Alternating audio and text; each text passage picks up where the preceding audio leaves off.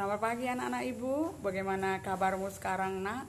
Ya, tentunya baik ya dan masih tetap bersemangat. Ya, kita perlu bersemangat untuk tetap belajar dan perlu menjaga kesehatan. Baik anak-anak ibu, pada pagi hari ini kita akan mempelajari tentang di bab 2 tentang tema interaksi sosial ya. Kemarin kita sudah belajar soal hubungan sosial ya kan. Hari ini kita akan belajar tentang interaksi sosial. Ya, interaksi sosial itu adalah hubungan timbal balik atau yang yang saling mempengaruhi. Hubungan timbal balik antara satu individu dengan individu lain, antara individu dengan kelompok, antara kelompok dengan kelompok. Jadi hubungan timbal balik di sana artinya ada di sana suatu respon ya. Jadi menurut si Gilin and Gilin, interaksi sosial itu adalah suatu hubungan sosial yang dinamis antara orang perorangan, antara individu dan kelompok manusia dengan kelompok manusia. Nah, itu dia. Jadi hubungan timbal balik itu tadi yang dibuat di layar ini itu adalah pendapat siapa? Gilin and Gilin. Ya, kalau menurut pendapat Surjono Sukanto, interaksi sosial itu adalah kunci dari semua kehidupan sosial. Ya, jadi dengan adanya hubungan timbal balik, berarti di situ kata Surjono Sukanto adalah suatu kunci dari semua kehidupan sosial. Jadi tidak ada satu orang pun individu yang mampu untuk hidup sendiri. Ya, kita lihat seperti apa ciri-ciri interaksi sosial. Yang pertama, kalau dikatakan interaksi sosial, jumlah pelakunya itu 2 orang atau lebih. Jadi seseorang yang misalnya dia berbicara dengan kucingnya, manis, aku sayang kepadamu, kata kepada kucingnya, itu bukanlah suatu interaksi. Karena apa? Tidak ada di sana hubungan timbal balik. Atau seorang wanita dia melihat bunganya, aduh bungaku kau segar-segar sekali, kamu buat hatiku indah, katanya, itu juga tidak termasuk interaksi sosial. Iya. Yang berikutnya seperti seorang bapak kalau dia membaca surat kabar, dia seperti bercakap-cakap, itu juga bukanlah suatu interaksi sosial. Jadi pelakunya yang melakukan interaksi itu hanya manusia, yang melakukannya adalah paling sedikit 2 orang. Ya, yang kedua adanya komunikasi antara pelaku dengan menggunakan simbol atau lambang. Jadi di sana komunikasi itu ada, mungkin kita melihat pertandingan, kamu lihat, gini katanya, apa itu? Tanda apa itu? Lambang apa itu? Iya, kamu kalah, kamu tidak hebat katanya. Atau kita melihatnya, ya mantap katanya, kan gitu. Jadi dia itu melakukan suatu hubungan komunikasi boleh dengan perkataan, boleh memakaikan simbol-simbol. Yang ketiga adanya suatu dimensi waktu lampau yang akan datang. Jadi dalam interaksi itu ada waktunya. Yang keempat adanya tujuan yang hendak dicapai sebagai hasil dari interaksi sosial. Jadi seseorang yang dia apa tujuannya?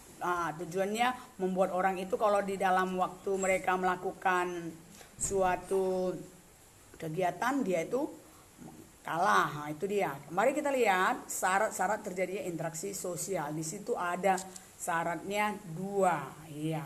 Yang pertama adalah yang disebut dengan kontak sosial. Kontak sosial itu merupakan suatu yang dikatakan kontak, berarti dia itu melakukan suatu penyentuhan, sentuh, di situ. Jadi sentuhnya itu, kontaknya itu bisa dilakukan secara langsung, bisa juga dilakukan tidak langsung. Jadi seperti apa dia itu kontak yang dikatakan bersifat langsung? Jadi kalau dibilang itu misalnya di dalam kita melakukan pembicaraan lewat telepon, misalnya saya ingin menelepon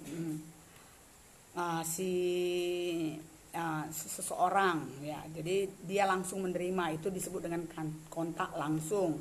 Ada lagi yang disebut dengan kontak primer, itu apabila hubungan itu secara langsung dan bertatap muka, saling hai apa kabar, kita sentuh mungkin punggung seseorang atau kita pegang tangannya, itu namanya kontak sosial primer. Ada lagi kontak sosial yang bersifat sekunder, itu yang memerlukan suatu perantara. Contohnya, kirim salam ya sama ibumu ya, ibu sudah lama tidak bertemu, itu namanya kontak sekunder. Jadi kadang-kadang orang menyebutkan kontak langsung itu sama dengan kontak primer, kontak tidak langsung itu sama dengan kontak sekunder. Jadi dia itu bisa memakai kalau dia kontak sekunder, dia itu memerlukan perantara. Jadi boleh dia itu perantaranya seperti telepon, bisa juga internet, bisa juga televisi ya, telegram, atau bisa juga orang ya, tadi seperti yang ibu kasih udah ibu beritahu. Iya, itu dia yang disebut dengan kontak. Jadi kontak itu artinya adalah menyentuh, bersama-sama menyentuh. Yang kedua, syarat yang kedua adalah komunikasi. Jadi pengiriman komunikasi itu apa? Mengartikan, kalau dikatakan dia itu komunikasi, itu menunjukkan suatu wujud penafsiran perilaku. Jadi ada seseorang yang mungkin dia tidak berkata-kata dia, tapi dia memehongkan mulut.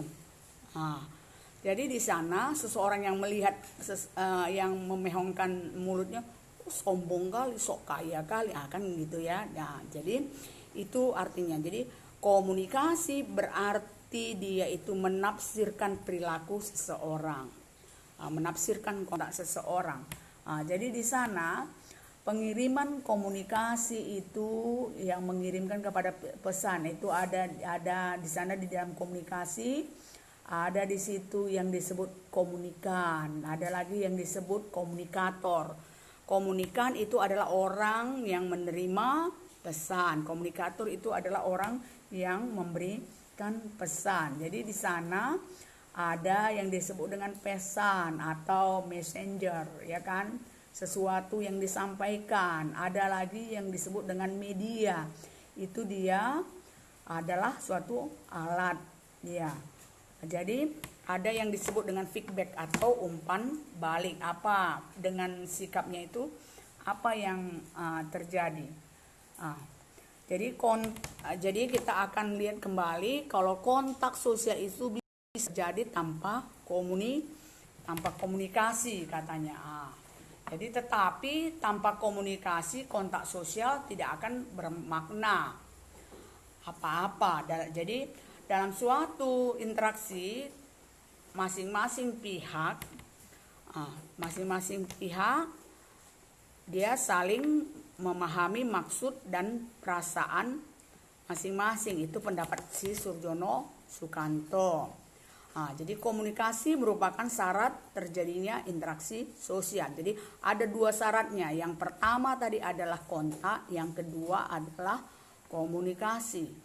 Jadi hal yang terpenting dalam komunikasi yaitu adanya kegiatan saling menafsirkan perilaku, pembicaraan, gerak, fisik ataupun sikap, perasaan-perasaan yang disampaikan. Jadi interaksi sosial hanya berlangsung jika ada kontak dan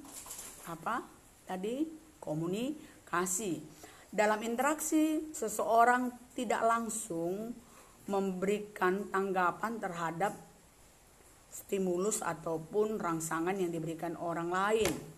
Orang yang akan memberikan tafsiran lebih dahulu ataupun melakukan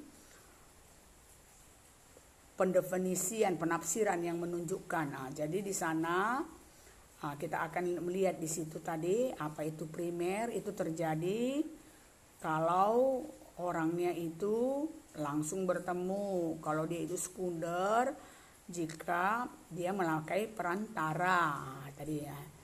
Jadi itulah dia. Jadi harus ada kontak dan komunikasi.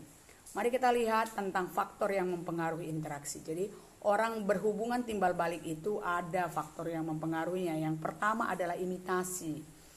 Ya, apa itu imitasi? Adalah meniru sikap. Nah, jadi